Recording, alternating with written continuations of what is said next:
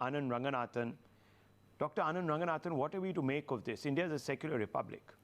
Now, if the Indian Prime Minister decides, in the name of upholding secular values and the best practices of liberalism, and support Macron, why is there such an outpouring of hate against the Prime Ministers of both countries, the President of one and Prime Minister of India, for doing the right thing? I mean, how can anyone say that combating terrorism is Islamophobia? I fail to understand.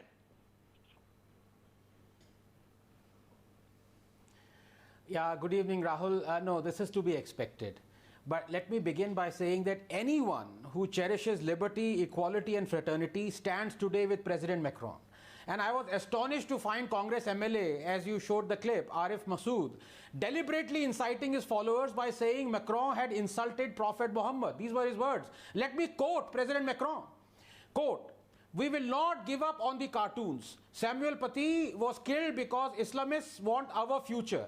Unquote. How is this insulting Prophet Muhammad? I'm glad Mr. Modi has backed Mr. Macron. It's a clear change from when in 2005 a Danish paper published similar cartoons. Sonia Gandhi personally wrote to the Shahi Imam of Jama Masjid expressing outrage. And Manmohan Singh personally demanded on the floor of the parliament an apology from the Danish paper and an assurance from Denmark that it would prevent such a repeat. So much for freedom of expression. But Rahul, we are reinventing the wheel here. There's little point condemning the Paris or Nice terrorists, because yet again we'll be snaring the fundamentalists and sparing the fundamentals. Allah has specifically ordered that those who abuse Allah and His Messenger, Allah has cursed them in this world and the hereafter and prepared for them a humiliating punishment, 3357.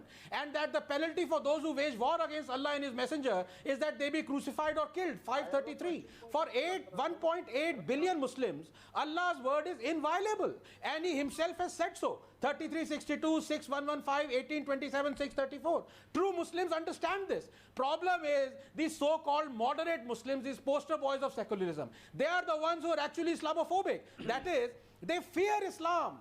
They fear to bring out the commandments of their holy book on homosexuality, apostasy, heresy, blasphemy, dress code, wife beating, because they fear being called illiberal and hypocrites. Every single time the apologists cringe at violence or retribution being ordered, they bring out the excuse, as Mr. Rahman is going to shortly, of context or interpretation.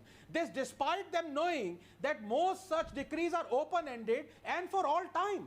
Just who is a believer or who a non-believer is has been explicitly defined by the Holy Book by Allah. 33, 36, 3, 132, 8, 2, 4, 49, 15. The disbelievers of that time, polytheists, Christians, Jews, apostates, were seen to possess certain characteristics. And it is these characteristics that are condemned and ordered to be punished in the Holy Book. Please give me 30 seconds. The orders are not just for those non-believers of that time. They are for anyone who possesses these characteristics for all time. Now, all Muslim schools accept this, including Deobandi. 1.8 billion Muslims accept this. So they are wrong.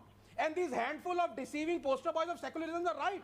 You stand exposed every time the decapitated heads tell you, I spoke for tolerance, you cut off my tongue. I wrote against hatred, you cut off my hand. I walked towards liberty, you cut off my legs. I heard the dissent, you cut off my ears. I bowed to justice, you cut off my head. Of what was left of me, you then befriended. शायद यही